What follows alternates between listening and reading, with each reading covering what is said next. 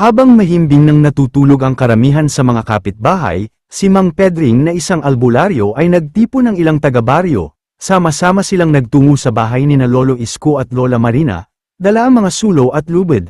Huminto sila sa tapat mismo ng bakuran ng mag-asawa. Ito ang bahay nila Isko na akala natin mabuning tao. Yun pala may itinatagong lihim at siya pala ang leader ng mga aswang.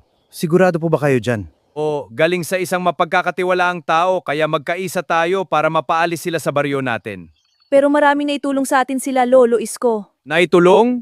Pero sa likod ng tulong na yun ang balak niyang sakupin ang buong baryo at sila ang maghari dito. Parang ayoko maniwala sa matandang ito, mabait si Lolo Isko. Nainggit ka lang kay Lolo Isko dahil mas kilala siya kaysa sa inyo. Bakit naman ako may inggit sa taong may madilim na balak? Mga kababayan, hindi ito chismis. Alam ko ang totoo. Parang sa chismis lang yan galing, hindi totoo ang sinasabi mo. Inutusan ka lang yata ni Salve para siraan si Lolo Isko. Patuloy na pinipilit ni Mang Pedring na kumbinsihin ang mga taga-baryo na maniwala sa kanya.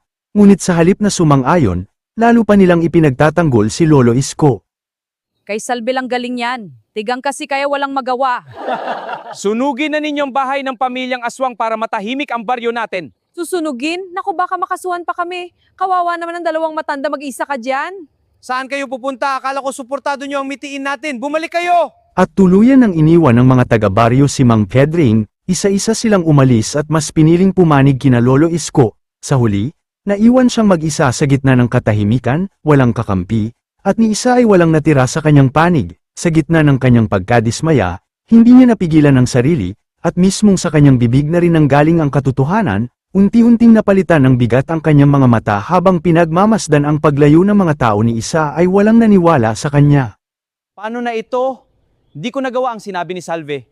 Wala akong bayad nito. Sayang, wala pa naman akong pera. Ilang saglit pa lamang ang nakalilipas matapos umalis ang mga taga-baryo ng makarinig sina Lolo Isko at Lola Marina ng ingay sa labas ng kanilang bahay. Nang sila'y magising, pumasok na ang makapal na usok mula sa labas, nasusunog na ang paligid ng kanilang tahanan. Dali-daling inanyayahan ni Lola Marina si Lolo Isko na lumabas na sila upang makaligtas sa apoy.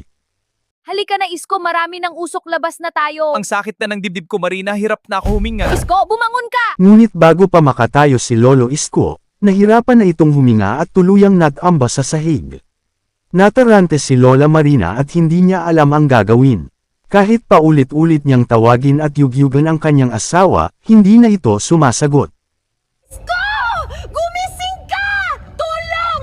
Tulungan niyo kami! Naisugod din sa wakas si Lolo Isko sa pinakamalapit na ospital sa baryo, ngunit hindi pa rin siya nagigising.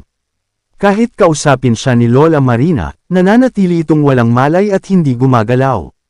Dahil dito, lalo pang lumalim ang pangamba ni Lola Marina. Sana gumising ka na, Isko. Hindi ko makakaya kapag nawala ka, Isko. Lumaban ka, huwag mo akong iwan.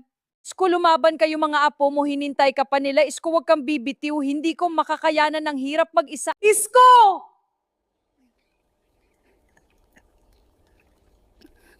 Samantala, ang magkapatid na sina Cairo at Kale ay nagtungo sa bahay ni na Lolo Isko. Doon, naisalayan nila kung gaano kalaki ang pinsalang dulot ng sunog, halos kalahati ng bahay ay tinupok ng apoy. Alam na ni Cairo kung sino ang posibleng may pakana ng lahat. Ngunit nananatili pa rin ang tanong sa kanyang isipan, si Mang Pedring nga ba talaga ang nasa likod ng sunog? O may iba pang may kagagawa nito?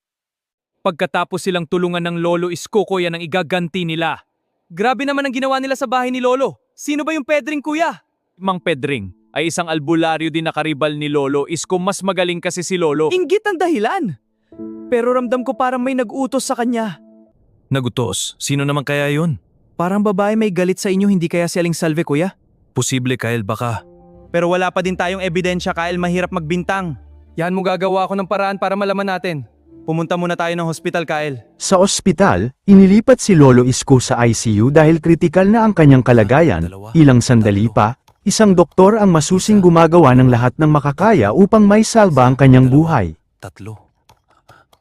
1, 2, 3. Naabutan ng magkapatid na sina Cairo at Kale si Lola Marina sa silid kung saan ito nakakonfine. Ngunit pagdating nila, laking gulat nila sa narinig na balita mula kay Lola Marina tungkol sa kalagayan ni Lolo Isko.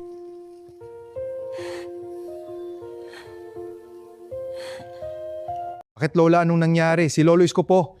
Nilipat sa ICU, critical na daw ang lolo mo.